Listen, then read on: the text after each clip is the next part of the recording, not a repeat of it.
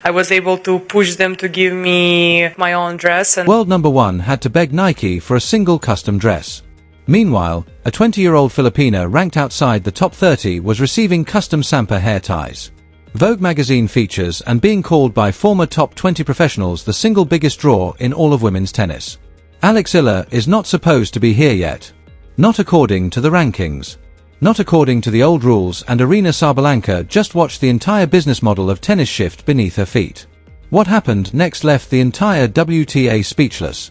Before we talk about what Sabalenka said and why it matters, you need to understand exactly who Eala is and why the tennis world cannot look away. She is the first Filipino ever to crack the WTA top 100. Let that sink in for a moment. In the entire history of professional women's tennis, no player from a nation of over 110 million people had ever reached that level. Eala did it at 19 years old. And she was just getting started. By February 2026, Eala exploded to a career-high ranking of number 31, climbing 16 spots in a single week after her Dubai quarterfinal run. That is not a typo. 16 ranking spots. Most players spend entire careers trying to achieve what she accomplished in 7 days. She already owns 3 top 10 victories, including a statement win over Jasmine Paolini in Dubai. She trains at the Rafael Nadal Academy in Mecca. She has been a Nike athlete since before most people knew her name. And now the brand is giving her custom cultural gear that higher-ranked players cannot even get. From outside the top 200 in 2023 to top 31 in under 3 years. That is not luck. That is trajectory. That is inevitability. Wearing a sandpiper in her hair. The comparisons are already being made. The new Lena Osaka level market impact before the slams even arrive. And then something happened that changed everything. Now let us talk about the elephant in the room. While Eala was selling out sessions and pulling flag-waving crowds that rivaled and sometimes exceeded at the biggest names in the sport, the actual world number one was fighting a different battle entirely. Aryna Sabalenka has been vocal about her frustration with Nike. This is not speculation. This is documented. In November 2025 at the WTA Finals in Riyadh, Sabalenka stood in front of the press and said it directly. Unfortunately, next season it's not going to be that special for me. maybe we should just start messaging Nike, Instagram, and like putting some pressure on. But let's wait for 2027 because that year going to be sick. Maybe we should just start messaging Nike on Instagram and putting some pressure on the world number one. 11 wins and 1 loss on the season. Nearly $2 million in prize money already in 2026. And she is publicly campaigning to get basic customization from her own sponsor. Meanwhile, videos across social media claimed that Sabalenka reacted to viral reports of Eala's commercial pull. And here is where it gets uncomfortable for the established order, because those viral rumors about Eala's earnings, the ones claiming deals worth $45 million or more, they were debunked by fact-checkers. But the fact that millions of people believe them, that is the story. The rumors were fake. But ask yourself why they went viral in the first place. When social media exploded with claims of $45 million Wilson deals and $75 million Nike extensions for Eala, all later debunked by Verophiles and Rapala. The tennis world did not laugh them off as absurd. They shared them. They debated them. They treated them as plausible. Why? Because Eala's actual commercial pull had already made those numbers feel believable. The market had already priced her in at superstar levels. The fake deals were fantasy, but the real influence behind them is undeniable. But you do not need fabricated millions when the real numbers tell the story. After Dubai, Eala's ranking jumped to number 31, the highest any Filipino has ever climbed. Her matches drew crowds that tournament organizers did not expect. Filipino flags filled the stands. Chants echoed through the stadium. A player outside the top 30 was outdrawing top 10 stars in pure audience energy. And the people inside tennis noticed. Former top 20 player Steve Johnson said it directly on his podcast. Absolute rock star.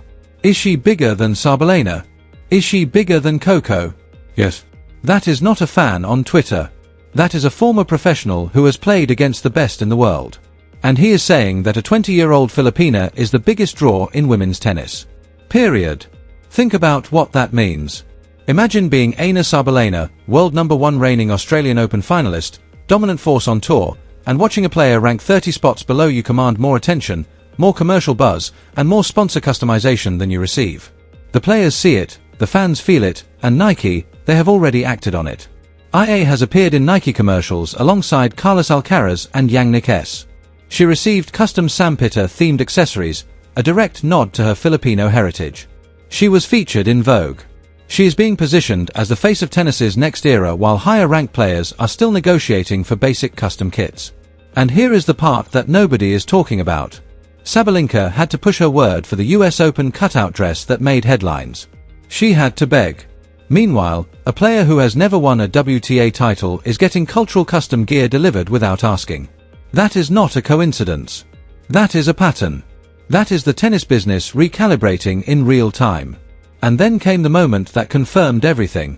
Coco Gauff is not just some random commentator. She is a multiple Grand Slam champion.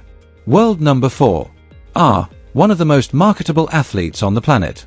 When Coco Gauff speaks about another player, the entire sport listens. After defeating Eala in the Dubai quarterfinals, a match Gauff won 6-0, 6-2. She did something extraordinary. She publicly thanked Eala for bringing a new demographic to the sport. Let that resonate. The established star, the one who just won convincingly, turned around and credited the rising Filipina for growing tennis itself. Gauff understood what she was witnessing. The flag-waving crowds, the cultural explosion, the demographic shift that Eala represents. This was not politeness. This was acknowledgement.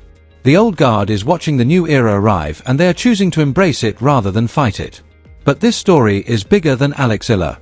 Tennis has been searching for its next global superstar since Serena Williams stepped back. The sport needs new faces that can capture emerging markets. And IA checks every single box. Over 110 million Filipinos, millions more in diaspora communities across the Middle East, North America, and Asia. An entirely untapped Southeast Asian market that has never had a tennis hero to call their own. This is not just good for Eala. This is transformative for women's tennis. Tournament directors are already taking notes. Indian Wells is next and Eala will likely be seated for the first time at a WTA 1000 event. Then comes Miami where she made her breakthrough semi-final run last year. Then the clay season. Then Roland Garros. Then Wimbledon. Each tournament is another chapter. Each match is another opportunity for those Filipino flags to fill another stadium. Each victory is another data point, proving that commercial appeal and cultural connection now matter as much as ranking points.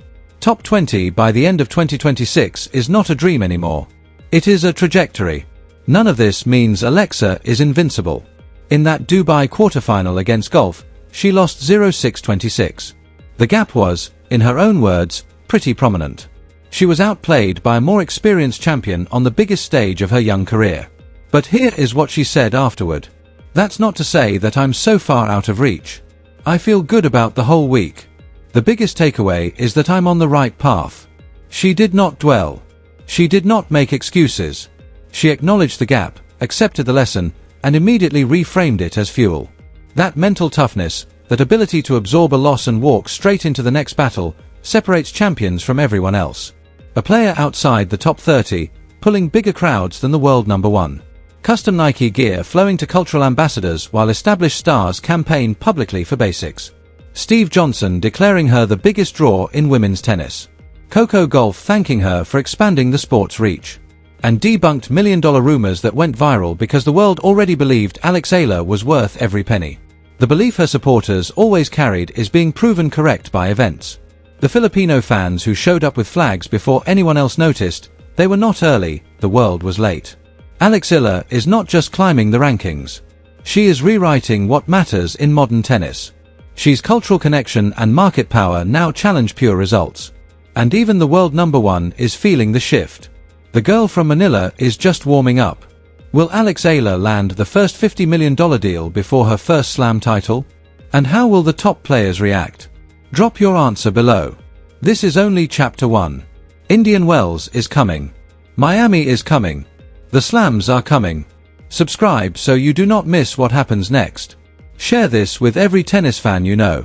Hit the notification bell and we will see you in the next one.